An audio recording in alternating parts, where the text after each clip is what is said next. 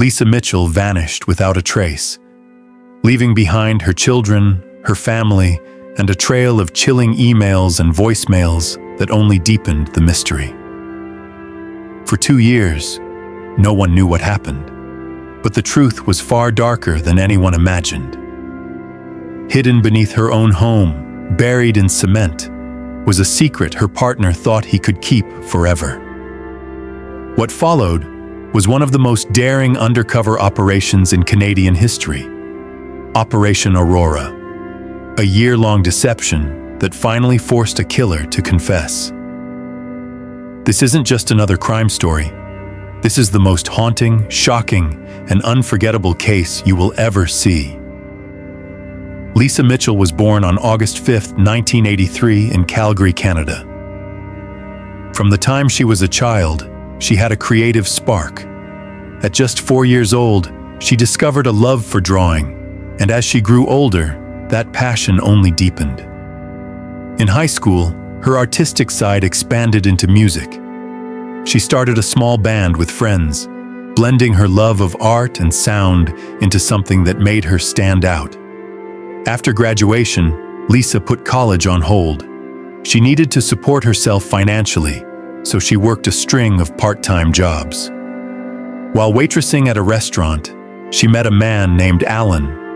The two began dating, and over time, they built a life together. They had 2 children, a boy and a girl, and eventually moved into their own home in a quiet neighborhood, committed to raising their family. Life moved steadily until late October 2012. On the 27th, Lisa, then 29, headed to her evening shift at a hotel where she worked alongside her mother. That night, the hotel hosted a Halloween-themed party. Lisa and her mom enjoyed the shift, chatting and laughing while they worked. When the event wrapped up, Lisa decided to spend the night at her mother's house rather than make the long drive home. The next morning, the two sat together, reminiscing about the party and discussing their upcoming week.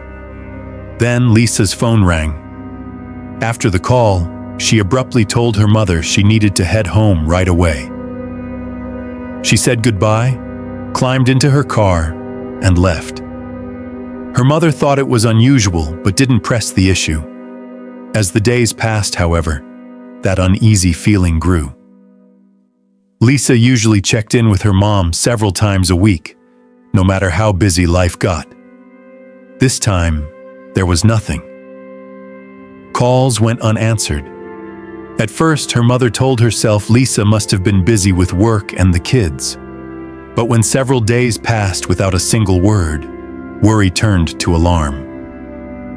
Finally, she drove to Lisa's house, but Lisa wasn't there. Instead, she was greeted by Alan, who claimed he didn't know where Lisa had gone either. According to him, the day after she left her mother's, October 28th, they'd had an argument. He said he went out to buy cigarettes, and when he came home, Lisa was gone. The story didn't sit right. Her mother couldn't imagine Lisa leaving without saying a word, especially abandoning her children. Then, she noticed something strange. Hanging in the closet were Lisa's winter coat and boots. It was late October in Calgary, too cold to go anywhere without them. Inside the house, she spotted more troubling details. Lisa's favorite bracelet and necklace, the ones she never left home without, were still there. Yet her purse was missing. Before she left, Alan mentioned something else. Lisa had sent him an email, and he suggested her mother check her own inbox too. Back home, she turned on the computer. There it was, an email from Lisa. In it, she said she was tired and needed to get away for a while.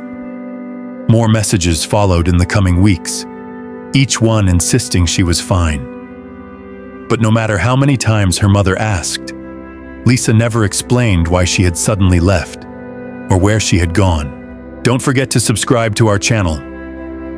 Your support means a lot to us and helps us grow. A huge thank you to everyone who's been watching. On November 16th, Lisa's mother awoke to find a missed call from her daughter. The call had come through at 2:45 a.m. and gone to voicemail. For a brief moment, she felt relief. Finally, some sign of life. But as she listened to the message, that relief quickly unraveled. Lisa's voice was there, but something about it didn't sound right. The message was rambling and fragmented. "Hey, I'm okay. Sometimes my weeks get crazy, you know." And it was quiet for a while, and then all of a sudden this happened, and within half a day I should. But he's back now, and I got to go. Love you. None of it made sense. Who was she talking about? What had happened? The more her mother replayed it, the more unsettling it became. That was the breaking point. She could no longer wait and hope for answers. She went to the police. Investigators quickly learned that Lisa and Alan's relationship had been turbulent for years. Even before their children were born, the two had broken up and reconciled more times than anyone could count. Things stabilized briefly after the kids arrived, but old problems resurfaced. Lisa was increasingly frustrated that Alan could never hold a steady job. He bounced from one position to another, sometimes not working at all. That left Lisa to carry the weight of the household, working 2 full-time jobs while also raising the children. It wore her down, and friends said she had begun thinking seriously about leaving. In the end, she stayed, convinced it was better for the children to have both parents under one roof. When detectives questioned Alan, he admitted the relationship had been rocky. He said that in recent years, he and Lisa had agreed to stay together solely for the children's sake. He even claimed Lisa occasionally saw other men, and that he was fully aware. As for her disappearance, Alan insisted he had no idea where she'd gone. He said he wasn't surprised she decided to leave, though he couldn't understand how she could abandon him to care for 2 kids on his own.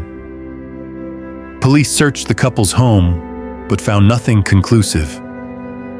When they examined Lisa's computer, however, they discovered conversations with several men living in other cities. That raised the possibility she might have left to stay with one of them. But when investigators contacted those men, they all gave the same answer. They hadn't seen Lisa. Detectives also tried to trace the email address that had sent messages to Lisa's mother, as well as the phone number behind the mysterious voicemail. Both led to dead ends. Months passed, and still no trace of Lisa. Investigators pushed her case to the media, hoping for leads, but nothing surfaced. Eventually, the emails stopped coming altogether. With each passing week, her mother's hope dimmed. In her heart, she couldn't shake the suspicion that Alan had been involved. But every time she raised it, police told her the same thing. There was no evidence tying him to Lisa's disappearance. After Lisa vanished, Alan carried on raising their children alone. Over time, his life appeared to stabilize.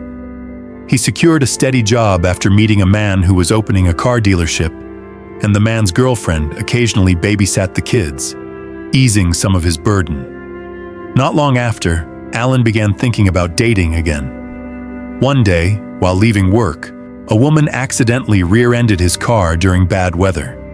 She assured him her company would cover the damages, then offered him hockey tickets as a gesture of goodwill. They stayed in touch, and soon Alan began entertaining the idea of starting something more with her. 2 years passed. Alan seemed to be moving on. There were no new messages, no updates, and no sign of Lisa. But in early December 2014, everything changed. While on a work trip with 2 co-workers, Alan received a call that froze him in his tracks. On the other end was a detective newly assigned to Lisa's case. He told Alan he believed Lisa was no longer alive, and that police had a warrant to search his house again. In fact, they were already on their way. According to his colleagues, Alan's face went pale. He hung up, lit a cigarette, and said he needed to tell them something. He began recounting a story he claimed had weighed on him for years. 2 years earlier, Alan said, he and Lisa had gotten into yet another heated argument. He couldn't recall what sparked it, only that it escalated quickly. At one point, he alleged, Lisa grabbed a kitchen knife and threatened him, saying she could send him to the hospital, call the police, and claim he had attacked her first. According to Alan, what happened next was a blur. He said he wrestled the knife away, shoved her to the floor, and began choking her. By the time he realized what he was doing, Lisa was dead. Sonchiluk set in.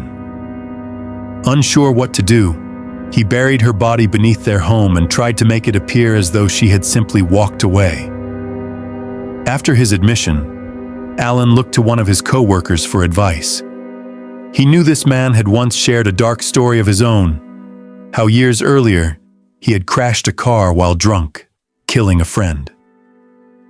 To avoid responsibility, he had moved his friend's body into the driver's seat.